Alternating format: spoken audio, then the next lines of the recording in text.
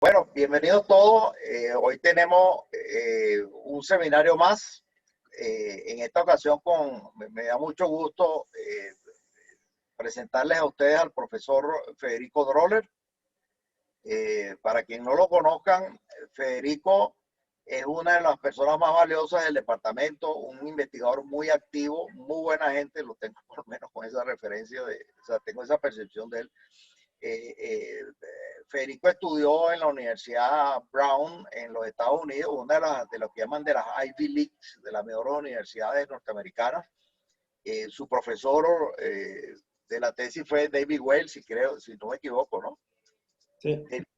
Bueno, es el del libro de crecimiento económico que creo que ustedes han estudiado por allí. Realmente me place mucho. Él es una persona muy activa que ha publicado en los mejores journals de la profesión, como el Economic Journal y otros de muy alto prestigio.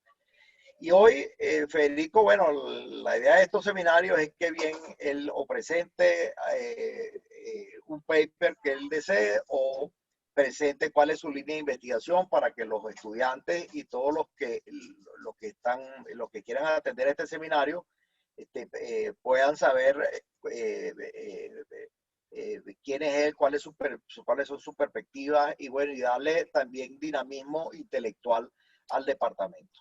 Entonces, con ustedes lo dejo con Federico Droller. Y yo, bueno, me aparto para que él hable. Bien. Gracias, José.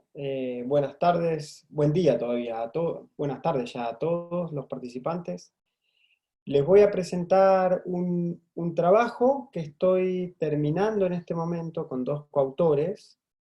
Y voy a hacer si bien la presentación es formal, desde el sentido de que es una presentación como uno haría en un seminario académico, voy a estar seguramente agregando un montón de comentarios que apunten más a un estudiante de magíster, para que vayan viendo un poco las dificultades con las que uno se va topando en el camino cuando uno arma un trabajo como este, y cómo fuimos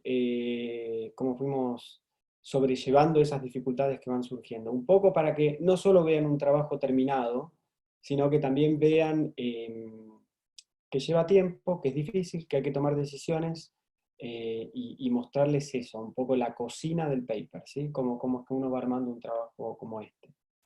Este trabajo se llama Early Life Nutrition and Academic Achievement, Evidence from a Large Public Program in Chile. Lo realizamos junto a la profesora Florencia Borrecio, que está en la UAI, y el profesor Carlos Bossoli, que está en Buenos Aires, en la Fundación Born. Carlos Guillermo estuvo en la USACH un tiempo con nosotros, casi un año entero, o un año entero, estuvo con nosotros.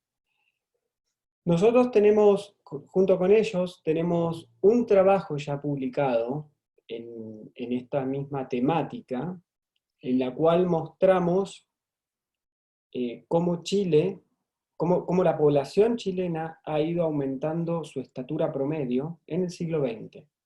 Y cómo eso uno lo puede relacionar con las mejoras en la salud que fueron existiendo a lo largo del siglo XX. Ese trabajo está publicado. Ese trabajo nos dio pie a pensar, bueno, estas mejoras de salud que nosotros observamos que ocurrieron en el siglo XX, junto con muchas otras mejoras que ocurrieron en Chile durante el siglo XX, ¿a qué se deben? ¿Dónde las podemos encontrar? Obviamente, si uno va y ve que se construyeron hospitales, clínicas, bueno, eso es fácil, eso podría ser fácil de ver. Queríamos ver un poquito más profundo. Entonces, en este trabajo nos metimos en lo que hoy por hoy se conoce como el programa PENAC de distribución de leche. Entonces nos metimos en este programa de distribución de leche que existe en Chile, que existe hace mucho tiempo en Chile, y ver si vía este programa de distribución de leche podemos estar explicando esta mejora en la salud, esa parte no la van a ver en este paper, y una consecuencia de tener una población saludable, que es una población que logra insertarse, que logra mejorar su educación. Por eso hablamos de nutrition, porque vamos a hablar de un programa de leche, y por eso hablamos de academic achievement, porque vamos a estar hablando del desempeño en los colegios de los distintos niños mientras mientras llegaron a la edad de asistir al colegio. Me acabo de dar cuenta que no les compartí el paper, entonces yo estoy leyendo el paper y ustedes no lo ven. Entonces, ahora sí pueden ver el paper. Vanessa, ¿pueden ver el Sí, trabajo? sí, profe. Sí, profesor, ahora sí se ve. Ahora sí se ve, claro, no podían ni ver el título, yo estaba hablando solo. Bueno, entonces este es el trabajo, Early Life Nutrition and Academic Achievement, desde el punto de vista de lo que ocurrió en Chile, ¿sí? Entonces, dos grandes preguntas, o dos grandes cuestiones vamos a abordar en este trabajo. La primera es, existió este programa de distribución de leche, lo que en inglés llamamos este Supplemental Nutrition Program, y vamos a ver cómo este programa, si es que este programa tuvo algún efecto en el desempeño académico, que es lo que llamamos Academic Achievement, de los estudiantes chilenos en la educación básica, ¿sí? Nosotros vamos a estimar el impacto de este enorme programa de PENAC, de distribución de leche, en estos alumnos. ¿Qué edades van a ver que tomamos en el trabajo? Alumnos de 6 a 13 años, ¿sí? ¿Por qué? Porque queríamos ver el efecto inicial, el efecto de ver si un niño en edad escolar está efectivamente en el colegio en el año que le corresponde, ¿sí? Cuando estos niños crecen, un montón de otras cuestiones empiezan a meterse en el medio. Y es interesante también de ver, pero se nos escapaba un poco en este análisis. Entonces quisimos poder capturar este efecto inmediato. Tengo un niño de 6, 7, 8, 9, 10, 11, 12 años, 13 años, ver si está en el colegio y si está en el año que le corresponde a su edad, ¿sí?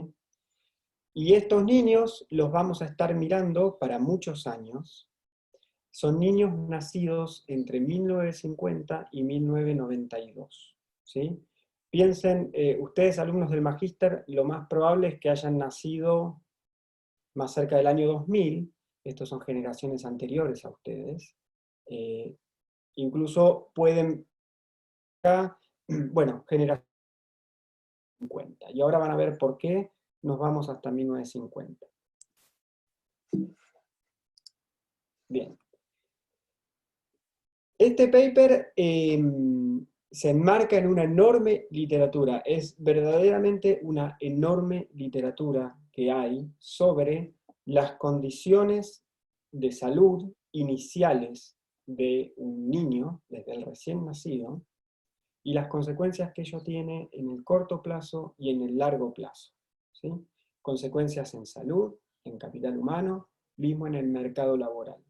Esto fue estudiado de distintas formas en distintos países, países desarrollados, países en desarrollo, impactos en la salud, impactos en la escolaridad, en la educación, en el tipo de trabajo, etcétera, etcétera, etcétera. Realmente la literatura en esto es súper grande, ¿sí? Ahí yo menciono un par de papers que ustedes pueden ir viendo.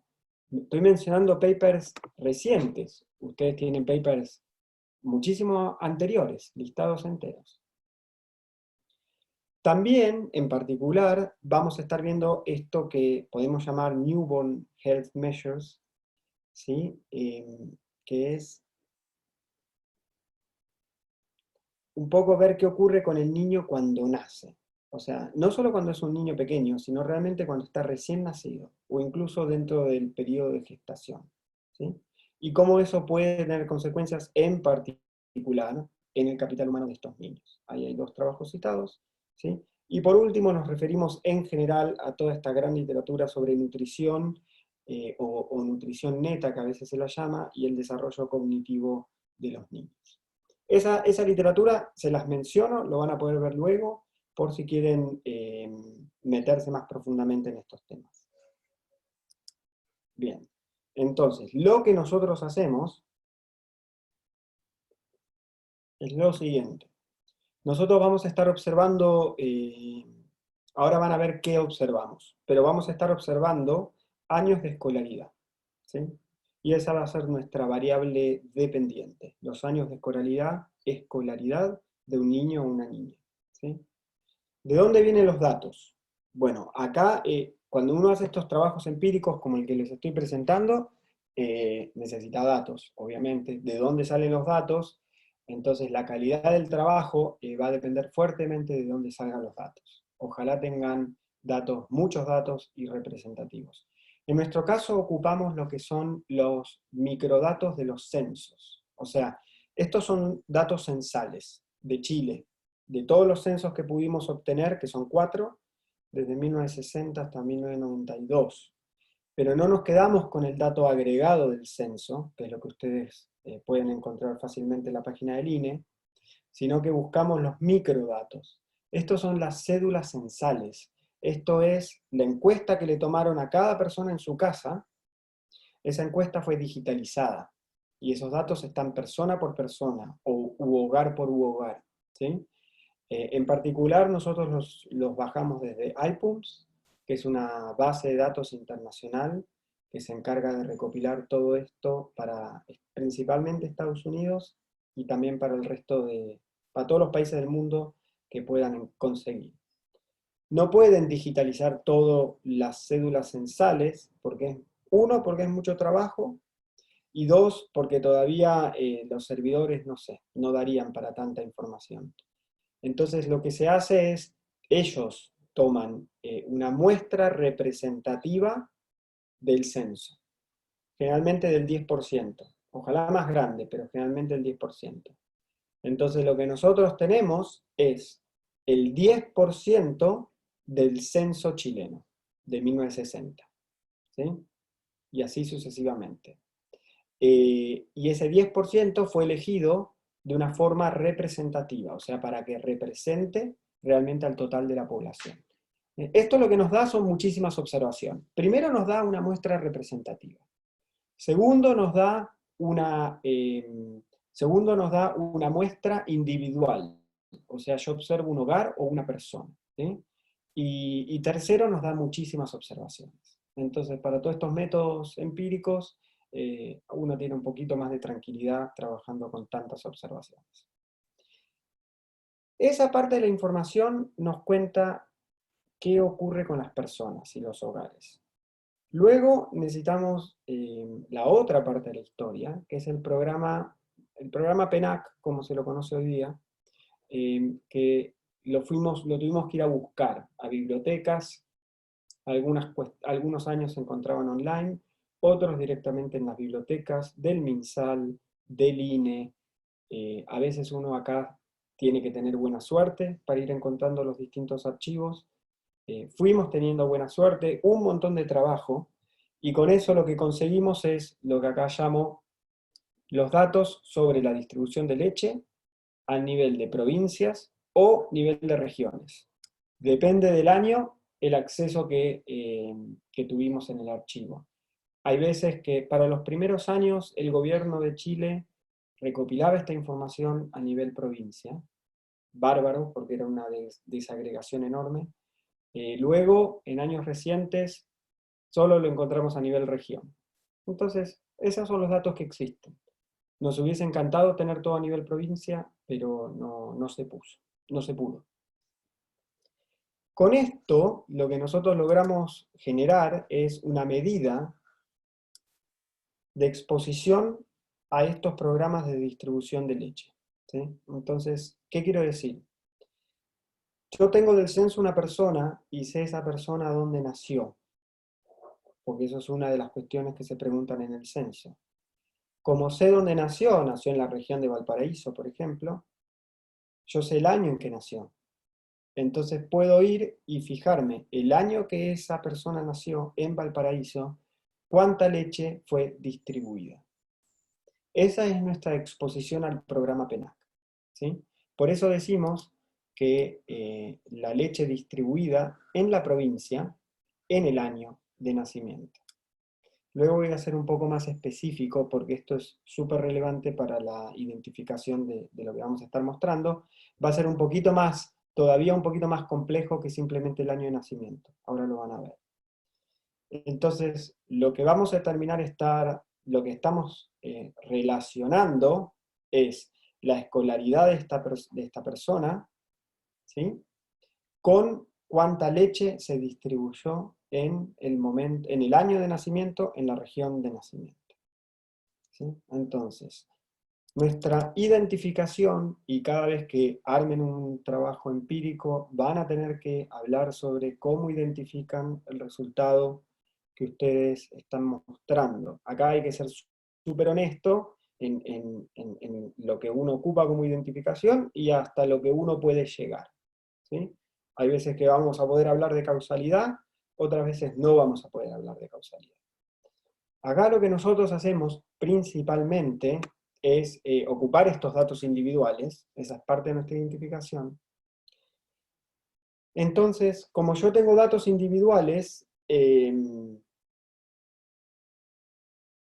entre muchas cosas, puedo encontrar hogares que tengan hermanitos o hermanitas, ¿sí?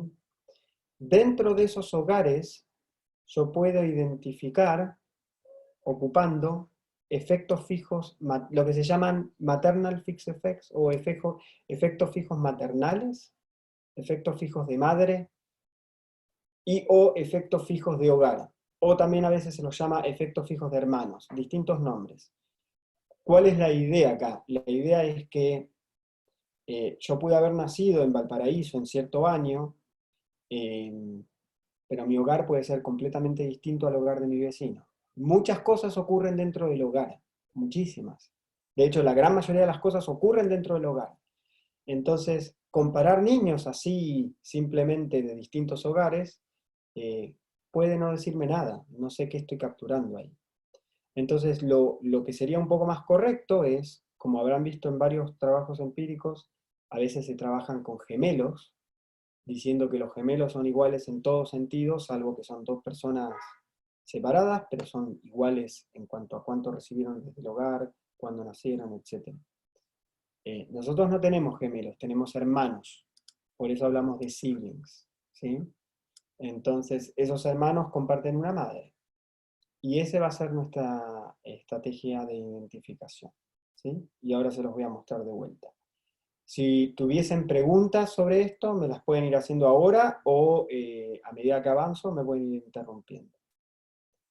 Lo que nosotros terminamos haciendo es, vamos a comparar la escolaridad, ajustada por edad obviamente, entre hermanos, de un mismo hogar, de una misma madre, ¿sí? Eso es lo que vamos a hacer. Y además, como tenemos el censo, sabemos un montón de características sobre ese hogar. Y todas esas características sobre el hogar y sobre, sobre los niños, los vamos a estar incluyendo también en el análisis empírico, como van a ver ahora enseguida. ¿Sí? Bien. Ustedes esto lo saben mejor que yo. Durante el siglo XX, en particular desde mediados del siglo XX, Chile cambió muchísimo, muchísimo, muchísimo, ¿sí? Si uno se para en 1950 y uno se fija en indicadores de salud, los indicadores eran realmente malos, ¿sí? Un indicador que uno suele mirar es la mortalidad infantil. Si uno se para en 1950, 1960, la mortalidad infantil era altísima, pero altísima, altísima, créanme, muy alta, ¿sí? Y también se observaba mucha desnutrición en los niños, ¿sí? Y relacionado a lo que yo les voy a contar, también era un momento donde el consumo de leche o de lácteos no estaba tan aceptado en la sociedad. ¿Y por qué lo digo esto? Porque si uno ve la cantidad de lácteos que se consumen per cápita en Chile para 1950, era un número relativamente bajo con respecto a los países vecinos, y relativamente bajo con respecto a lo que luego fue el consumo de lácteos en Chile, ¿sí? Por eso decimos que es relativamente bajo. Estos programas de distribución de leche, ¿sí?, empezaron súper temprano. Uno puede pararse en 1905 y ya encuentra algunos programas de distribución de leche, ¿sí? Al principio eran programas privados, o de organizaciones de caridad o mismo de la iglesia, ¿sí? A veces, tal vez ustedes los recuerdan con nombres como los programas de gotas de leche. Lentamente estos programas fueron creciendo, y fueron creciendo porque se fueron observando resultados buenos de estos programas, ¿sí? Fueron creciendo y en algún momento fue el propio gobierno el que formalizó todos estos programas y los expandió, ¿sí? Eso ocurrió a lo largo del siglo XX, ¿sí? Durante todo el siglo XX no solo mejoró, no solo ocurrió la distribución de leche y la mejora en la salud o en la mortalidad infantil, sino que realmente el proceso de desarrollo en Chile estuvo en todo tipo de ámbitos. Uno observa un proceso de urbanización, o sea, cada vez más población viviendo en ciudades, ciudades cada vez más grandes. Hubo un proceso de hacer llegar las escuelas a todas partes de Chile, ¿sí?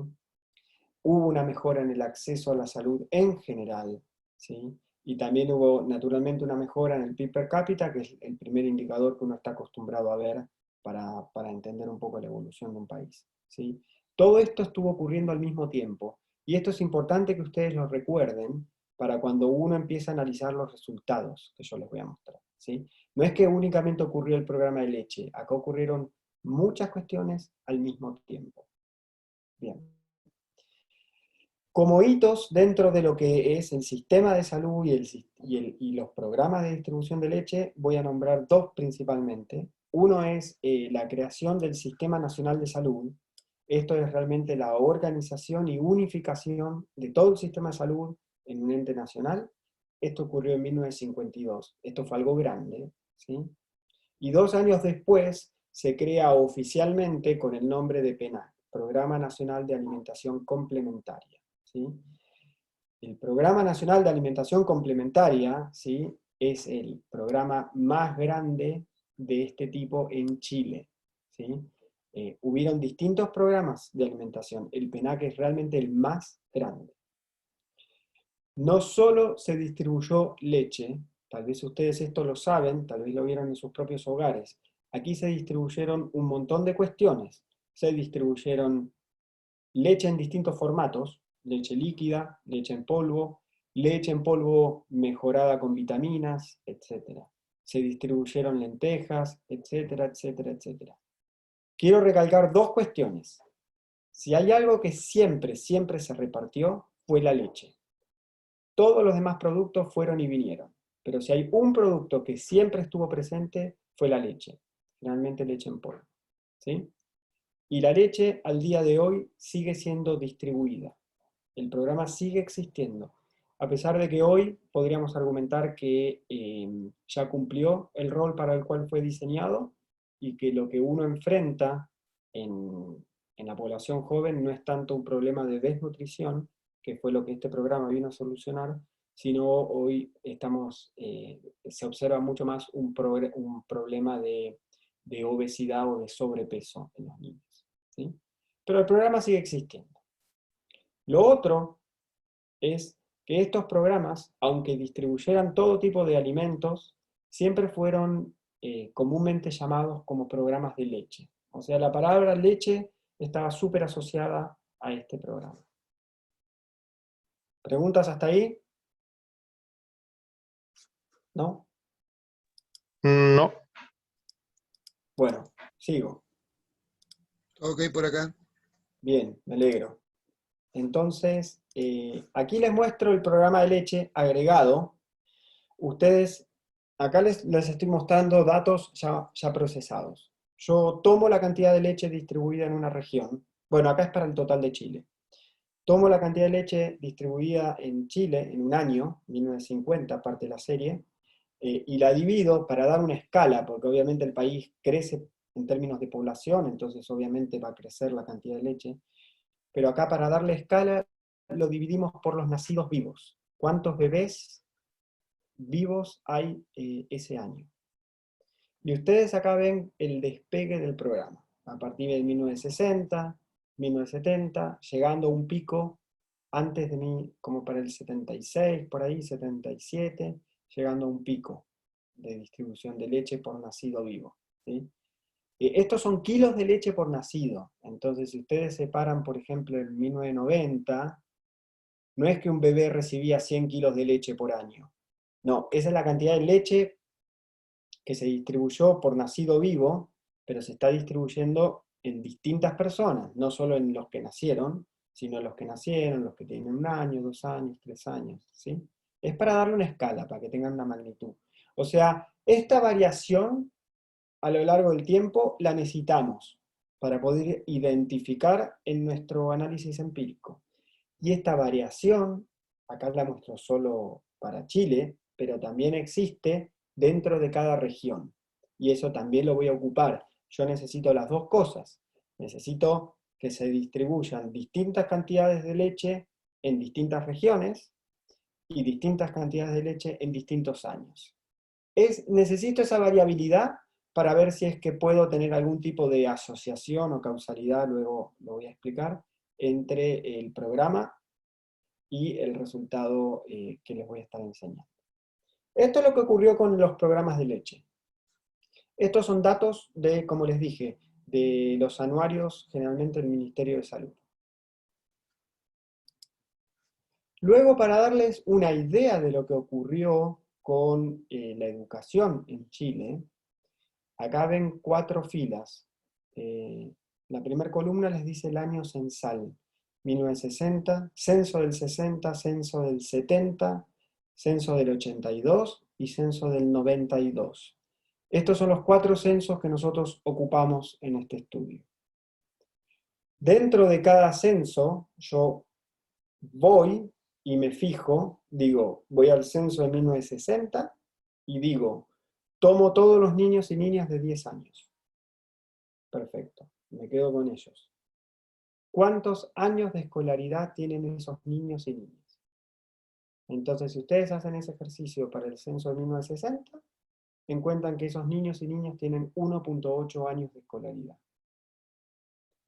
Van hacia el futuro, van al censo en 92 y hacen la misma pregunta. Tomo todos los niños y niñas de 10 años. ¿Qué escolaridad tienen? Y la respuesta es 4 años. ¿Sí? ¿Qué son Federico, esos una 4 duda. años? Sí. Esa sería la media muestral de los años de educación en tu muestra del censo. Sí, Ya, en el 10%. sí. Que Ya. por ser representativo se entiende que debería ser igual a los resultados del censo agregado. Ahí PUMS no te dice cuál mecanismo de muestreo usa para que sea representativo.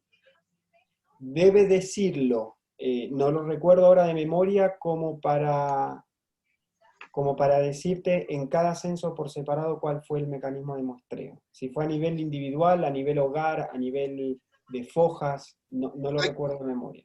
claro, porque los censos en Chile están divididos por zonas censales o estancias según si el área es urbana o es rural. Entonces, como tú estás trabajando con las provincias, habría que igual preocuparse que ese mecanismo de extracción de datos efectivamente tenga una representatividad para provincias. Bueno, se supone que sí, por eso es que se toman el trabajo de hacer estas recopilaciones, ¿sí?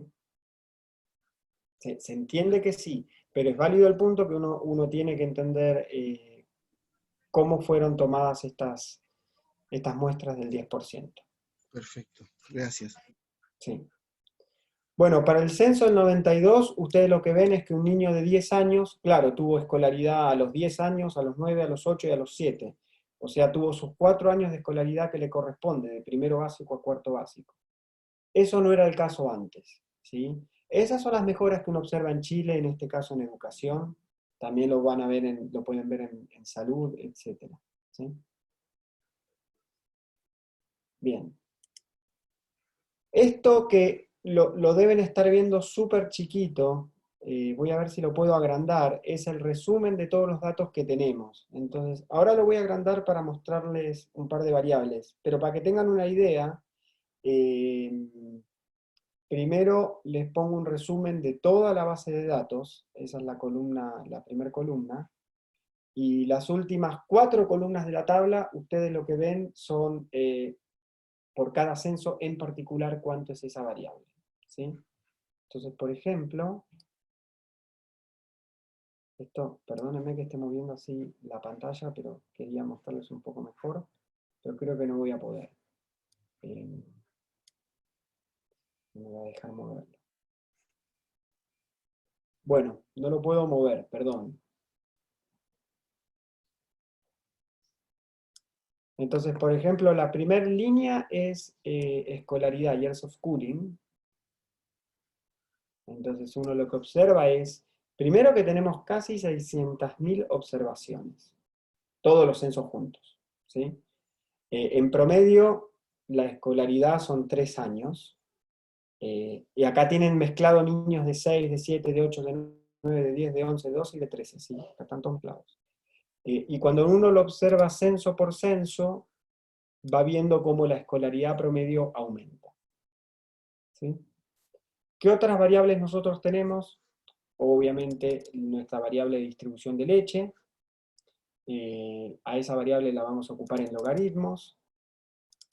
La edad promedio de la muestra. Sabemos si es un niño o una niña. Importante, sabemos la educación de la madre, ¿sí? Sabemos si la madre está casada. Sabemos cuántos miembros hay viviendo en el hogar, una familia grande, una familia pequeña. Podemos reconocer los hermanos solo para los últimos 3 censos, ¿sí? Para el censo del 60, por cómo están organizados los datos, no podemos saber quiénes son hermanos. Y eso lo van a ver en los resultados, que el censo del 60 entonces nos limita y le vamos a hacer un tratamiento distinto. Podemos saber si los hogares están, lo que decimos en español, hacinados, ¿sí? Esta variable de hacinamiento la definimos por algo muy particular, que es que por el año 72-73 se realizó algo, por encargo del gobierno, se realizó algo que se llamó Mapa de la Pobreza. Ese Mapa de la Pobreza es un documento que existe hoy día, cuesta conseguirlo, donde región por región, y creo que hasta por provincias, ocupando datos censales, cuando no existía IPUMS, porque fue hecho en el 72 o 73, van definiendo el nivel de pobreza que existe en cada provincia. Se ocupan distintas dimensiones para evaluar la pobreza. El hacinamiento dentro de un hogar es una de ellas, ¿sí? Ahora, ¿qué es un hogar hacinado? Significa que viven muchas personas juntas. ¿Cuánto es muchas personas juntas? Bueno, esa definición, para ser súper precisos, la tomamos directamente de lo que se definió en el mapa de la pobreza, en ese documento. Luego sabemos si el hogar tiene acceso a lo que es agua potable, si tiene alcantarillado, si el hogar tiene piso de tierra o piso consolidado, como de cemento.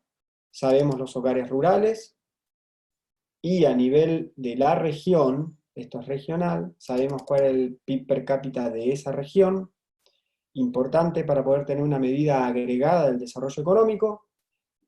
También sabemos, junto con el programa de distribución de leche, también se pusieron lo que hoy se llaman SAPUS, Centros de Atención Primaria, o centros médicos.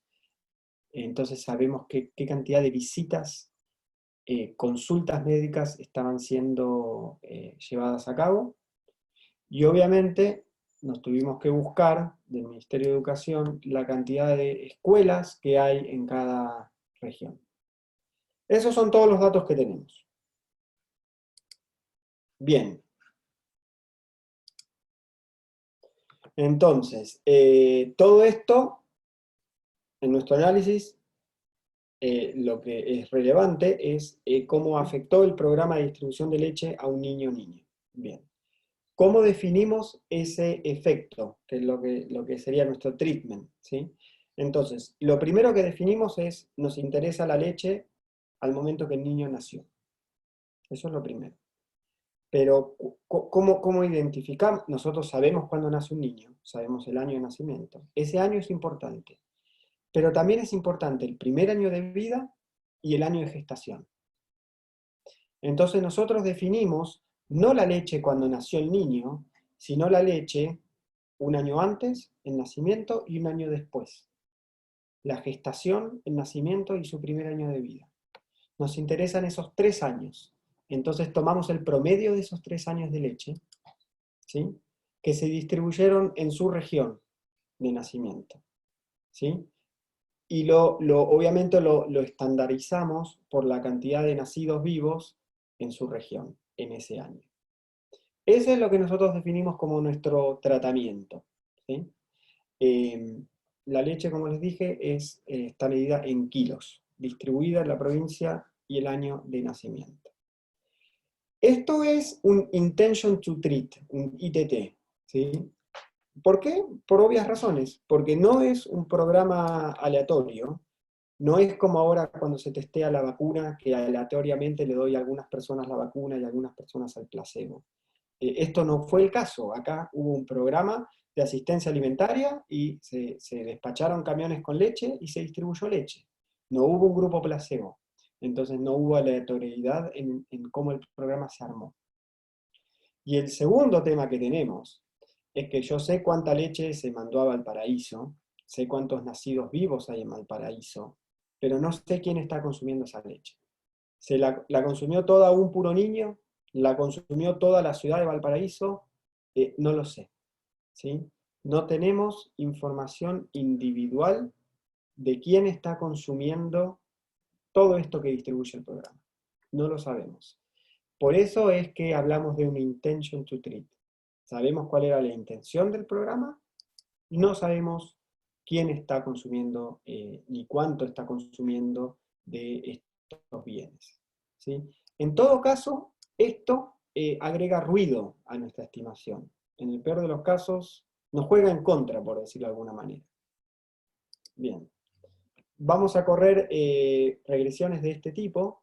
Nosotros tenemos la variable Y, que es nuestro outcome variable, son los años de escolaridad de un niño Y, que nació en cierta provincia P, en cierto año T.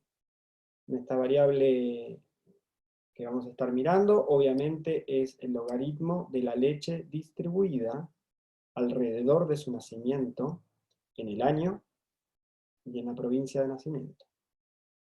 Vamos a estar agregando paulatinamente todos estos controles que sabemos sobre la madre, si está casada y qué educación tiene ella, y todos los controles que sabemos del hogar, acceso a agua, alcantarillado, tipo de vivienda, etc. Obviamente vamos a estar incluyendo efectos fijos por edad, esos no están en el listado acá abajo, pero son este I que está acá arriba. Esos son efectos fijos por edad, eso tienen que estar, porque obviamente un niño de 10 años tiene más educación que un niño de 6, tuvo más años para poder ir al colegio. Vamos a estar incluyendo efectos fijos por región, porque hay diferencias regionales, no es lo mismo Atacama que los lagos, no es lo mismo en 1950, no es lo mismo hoy, ¿sí? Y luego, para capturar un poco el desarrollo agregado que puede tener una región, más allá del programa de leche, para poder decir que no es que estamos capturando en verdad un efecto que venía por el lado de tener mejores rutas, mejores hospitales, mejores colegios. Para poder decir que no es que de casualidad estamos capturando eso, agregamos controles agregados a nivel regional.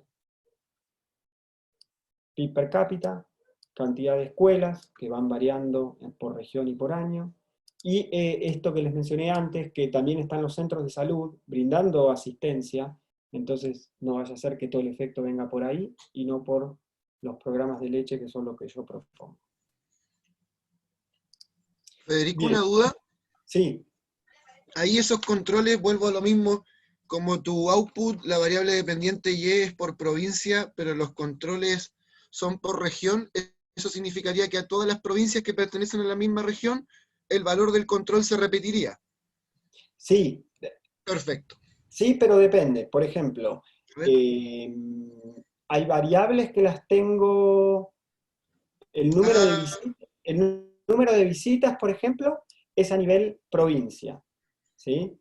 El número de escuelas es a nivel región. Entonces, todos los niños, independientemente de qué provincia vivan de Atacama, van a recibir el mismo numerito. Perfecto, perfecto. Te lo pregunto porque en una investigación a mí me pasa algo similar y claro, quería ver si eso genera algún tipo de ruido o se trata de manera distinta. No, es Ah, ya. como... Hay Es dos simplemente caminos. que muchos individuos van a tener repetido ese valor del control. Exactamente. Es muy parecido, por ejemplo, a cuando ustedes tienen un efecto fijo regional. Se repite para todos el mismo valor. Perfecto. Muchas gracias.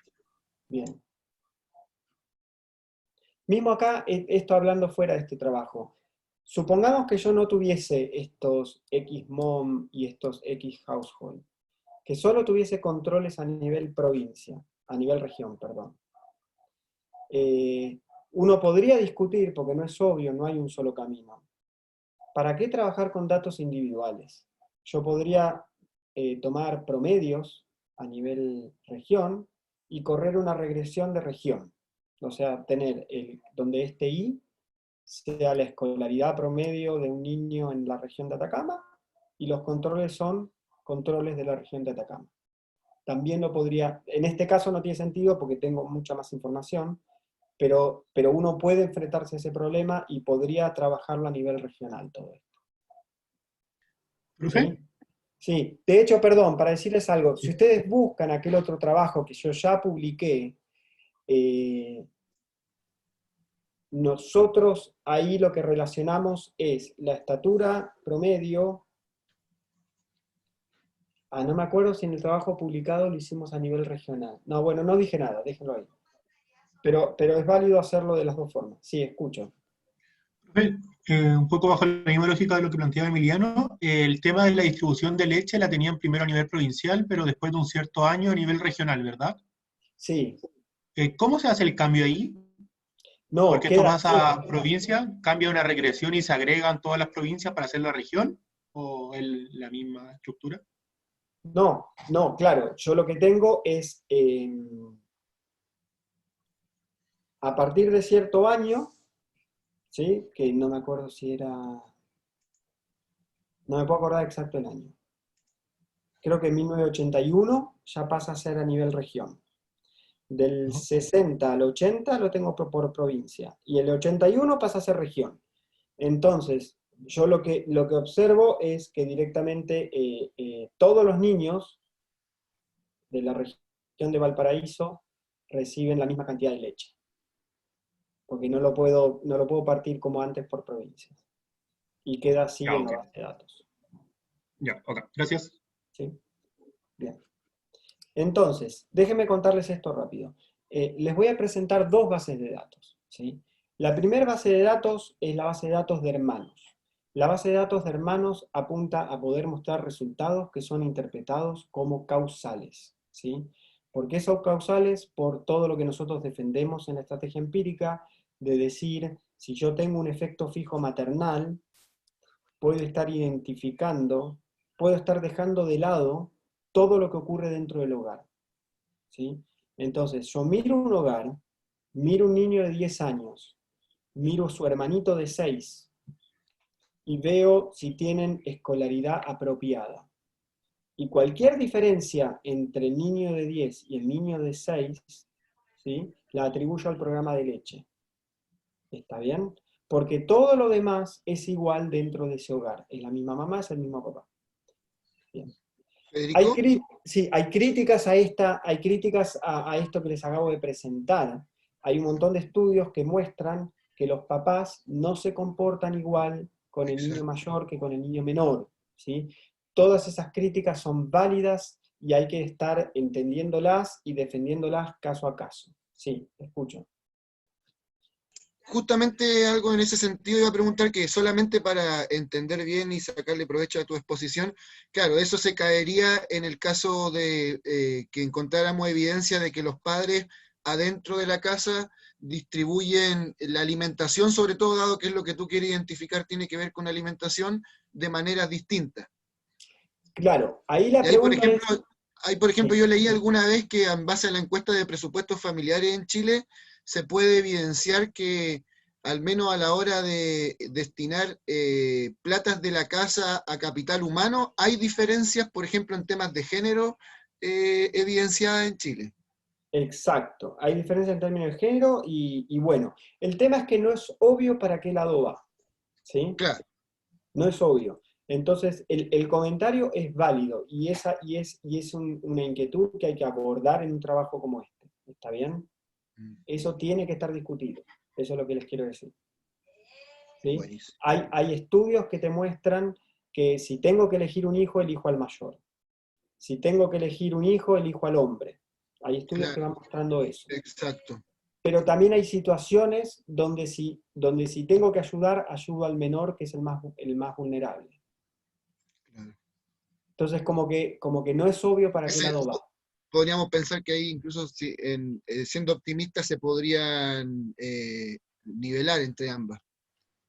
Siendo optimista, se podrían nivelar a nivel de defender empíricamente el trabajo. Uno tiene que decir, bueno, si fuese el caso A, ¿para qué lado sesgaría los resultados? Entonces, ¿me beneficia, me empeora? Y uno lo va interpretando de esa forma. Perfecto. ¿Sí?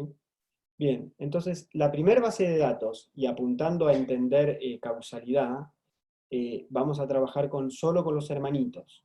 ¿Sí? Luego lo que vamos a hacer es vamos a meter todos estos controles que me dicen cómo es el hogar, cómo es la mamá, con los hermanitos, y vamos a ver los resultados. Y luego voy a decir, olvidémonos, miremos a todos los niños juntos, no solo a los hermanitos, a todos juntos. Y les voy a mostrar que los resultados son súper parecidos. Y ahí lo que yo digo es que como los resultados son tan parecidos, evidentemente no estaría mal olvidarse de estos efectos fijos maternales. Tal vez podemos ver a todos los niños juntos. ¿Sí? Y ahí es donde ustedes pueden decirme, mire, ahí ya le dejamos de creer. Y están en todo su derecho de dejarme de creer. De hecho, en el trabajo empezamos a hablar de asociaciones, no más de causalidad. Pero es interesante ver el resultado de que cuando uno pone todos estos controles que intentan acomodar las distintas características de los hogares, sigue capturando este efecto. Y se ve de esta forma, miren. Entonces, ¿lo ven muy chiquito eso? No sé si se Se ve alcanza a bien. leer, se Muy alcanza a bien. leer. Sí, se ve, Bien, se ve. bueno. Los asteriscos se ven. Sí, entonces, los asteriscos se ven. No hay que. No, esa no es la forma correcta de encarar estas tablas. Bien. No, bro. Entonces, acá dos cosas. Vamos por partes. Primero, estos son resultados ocupando únicamente el censo del 70. ¿Sí? Únicamente el censo del 70. Estos son los niños, bueno, estos son adultos en este momento, pero son lo más atrás que nos podemos ir en el tiempo, pudiendo tener hermanitos. Bien. Las columnas 1 y 2 son la base de datos de hermanitos. Las columnas 3, 4, 5 y 6 son cuando agrego a todos los niños en la edad relevante de la muestra. Eso lo pueden ver en el número de observaciones. Hermanitos tengo casi 87.000. Niños en total tengo 122.000 niños en total. Bien, las columnas 1 y 2 se diferencian en que incluyo efectos fijos maternales. ¿Sí?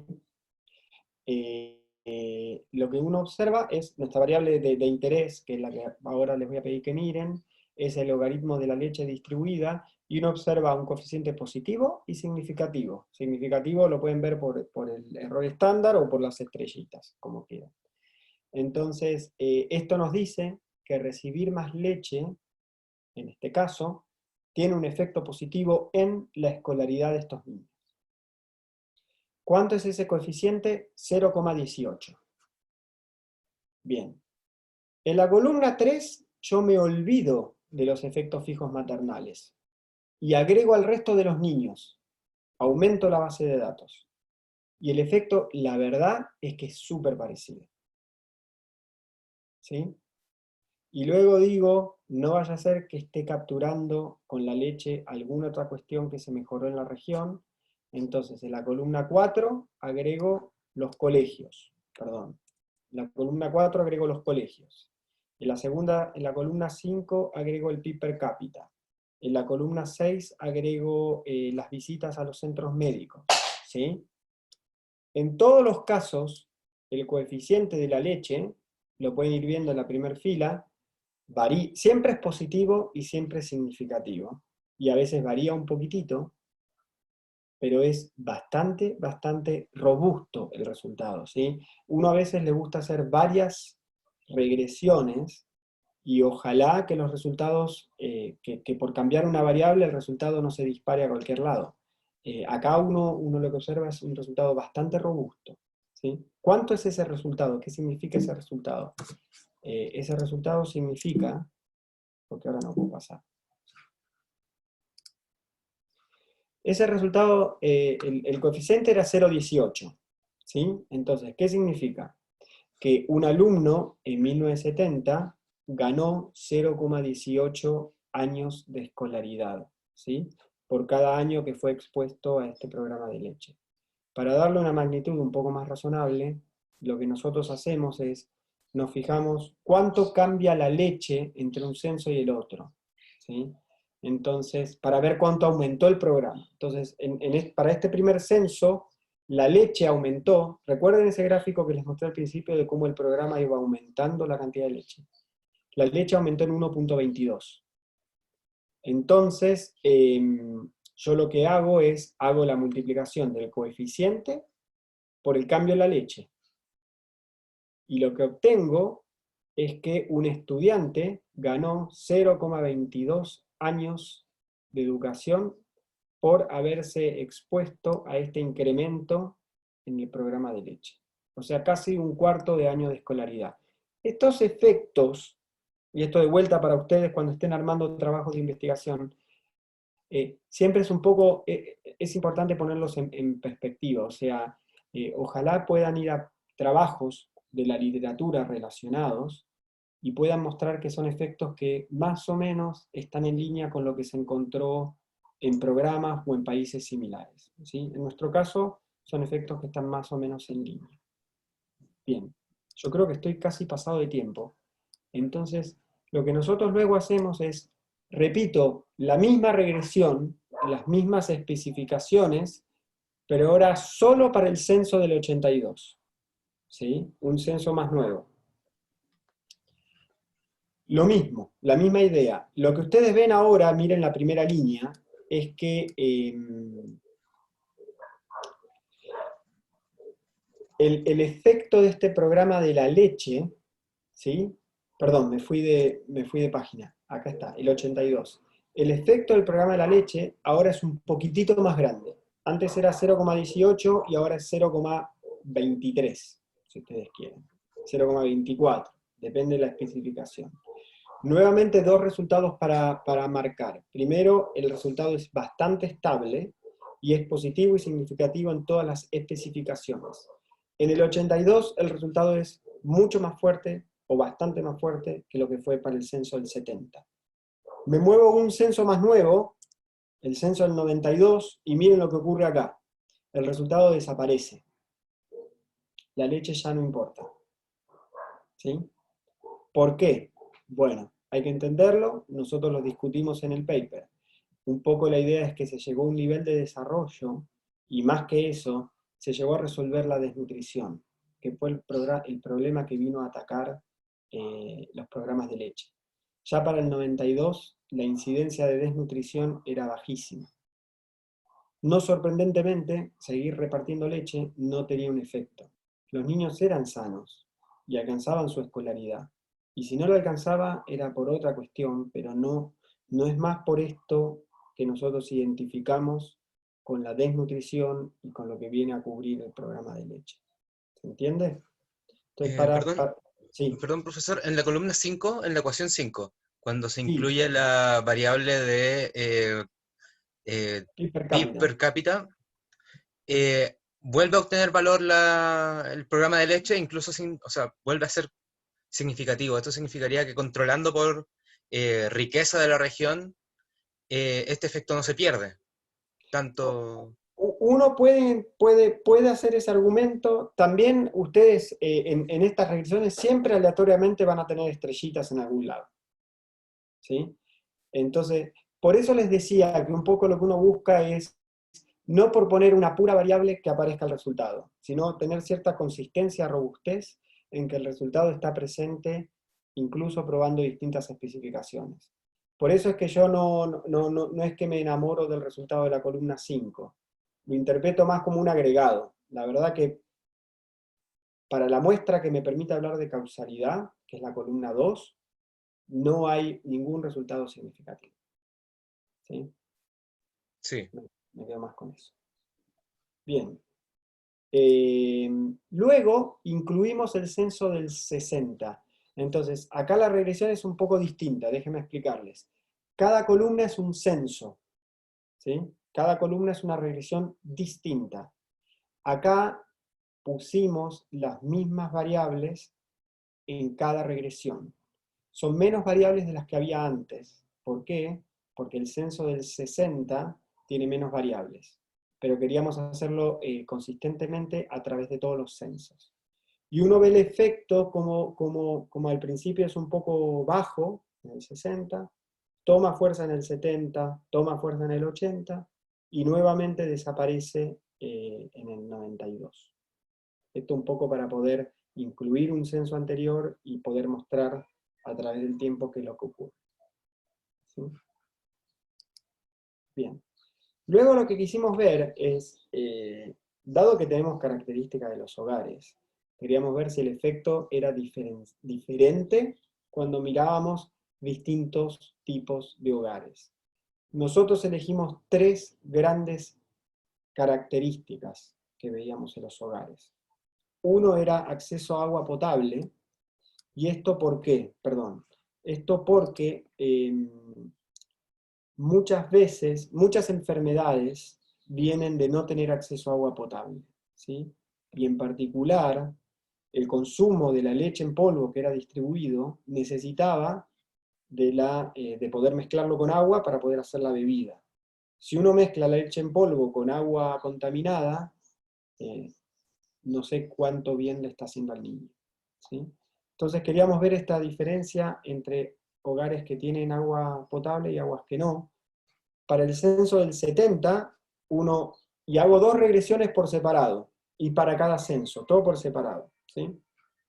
Para el censo del 70, uno ve que los hogares que no tienen agua, no ve ningún efecto del programa de leche. El programa de leche únicamente tiene un efecto beneficioso en los hogares con agua potable. Salto un censo más al 82. Ahí lo que veo es que el programa tiene un efecto en ambos hogares, independientemente del acceso al agua potable, ¿sí? ¿Cómo lo pueden interpretar esto? Lo pueden interpretar con que los hogares fueron aprendiendo que no era cuestión de mezclar la leche en polvo con cualquier agua, que necesitaban hacerlo de una forma correcta. Sí. La podían hervir. ¿Cómo? Ahí significaría que, por ejemplo, aprendieron que hirviendo el agua le podían sacar los problemas asociados a que no era potable. Por ejemplo, esa podría ser la interpretación. Hay muchas cuestiones que acá podemos explicar, ¿sí? Y en último caso, nuevamente, el censo del 92, ya no hay ningún efecto del programa. Luego agarré otra característica, que es si el hogar era rural o el hogar era urbano. Porque uno no tiene el mismo acceso a la información, a la salud, a la educación. Es un poco distinto entre urbano y rural. Para el censo del 70, los efectos son bastante parecidos, ¿sí? Para el censo del 82, los efectos son bastante parecidos. Y para el 92, el efecto no está presente, otra vez.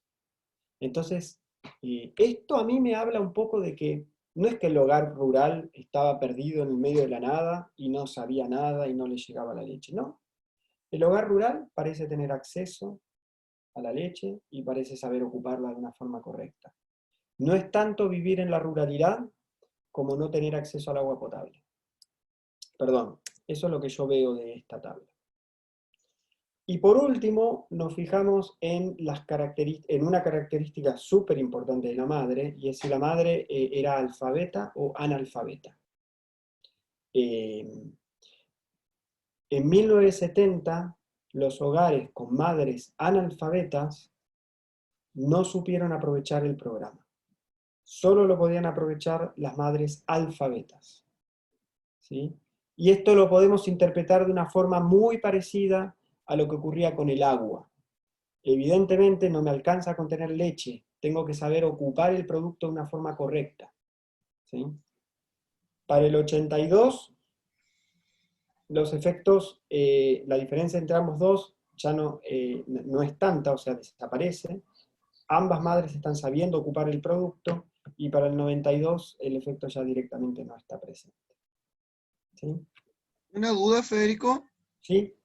¿La repartición de leche en términos prácticos se hacía a través de algún organismo estatal o era universal?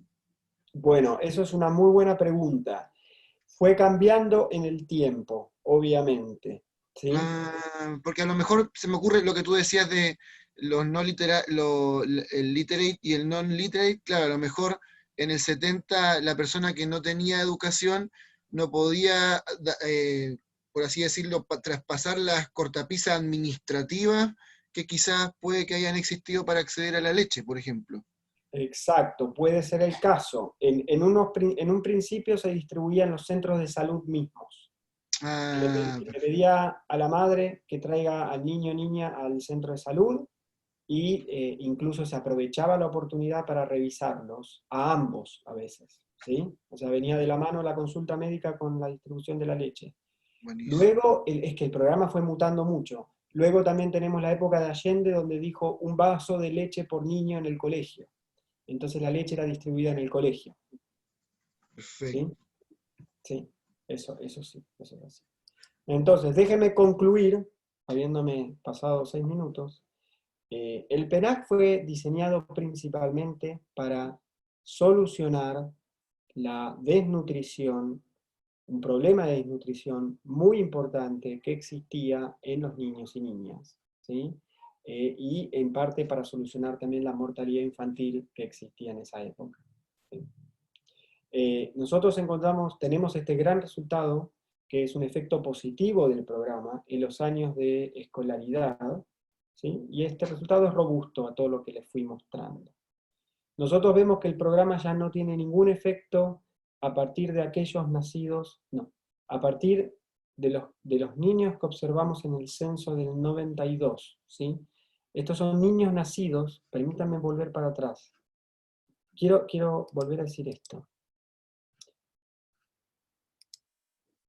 El censo del 92 son niños que nacieron, perdónenme,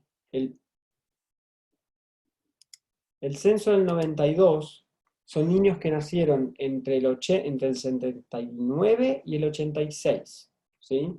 Son niños que nacieron en esos años, y yo los observo ya con 6, 10, 13 años, en el 92. Pero son niños que nacieron entre el 80 y el 86, ¿sí?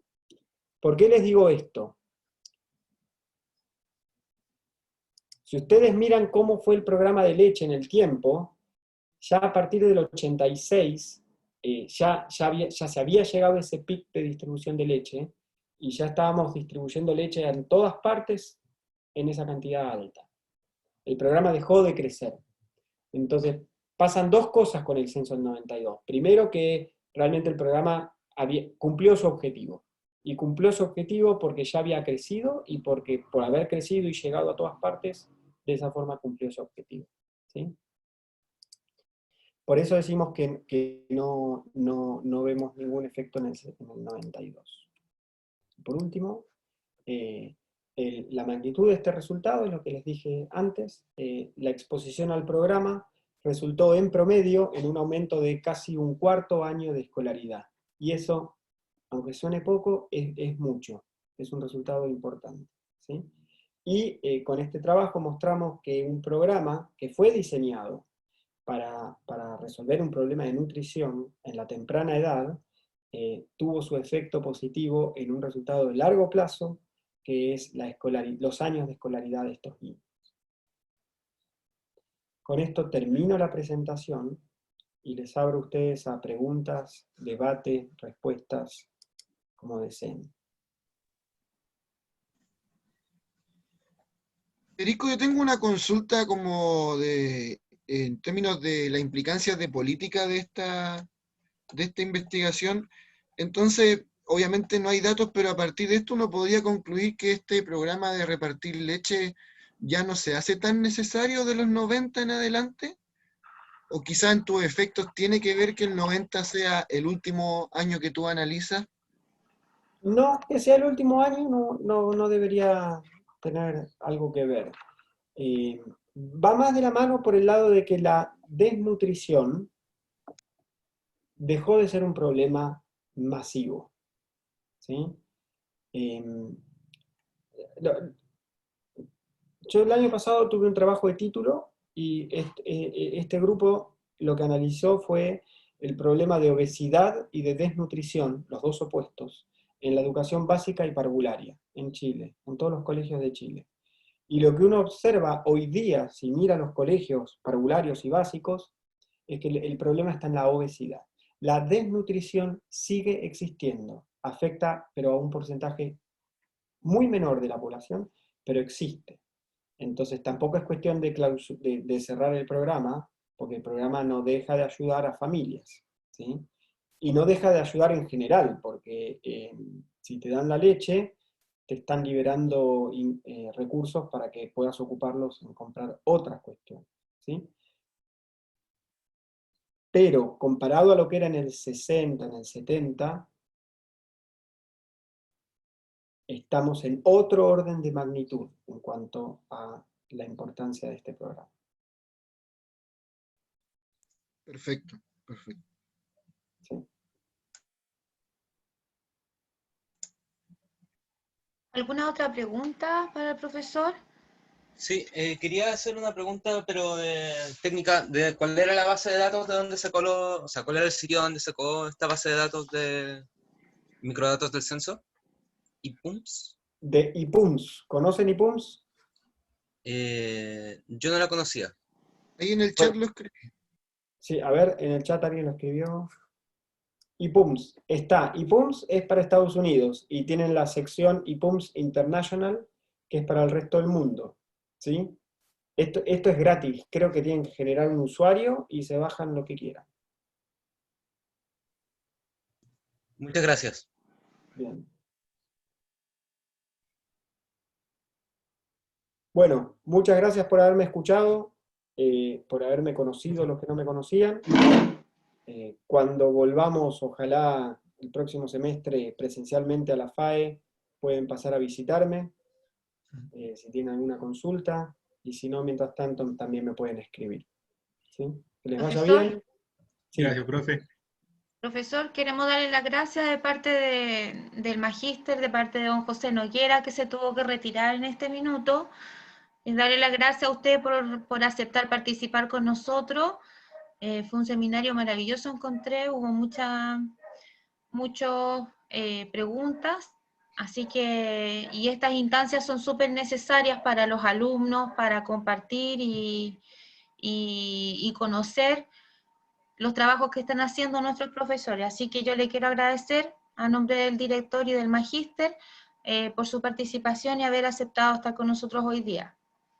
Bien, gracias Vanessa, un saludo grande a todos, y bueno, que tengan buenas fiestas en este momento. Profesor, antes que se vaya, le quiero pedir un favor, necesitamos, como siempre, la foto para, si alguien quiere participar en la foto y poder sacar la foto para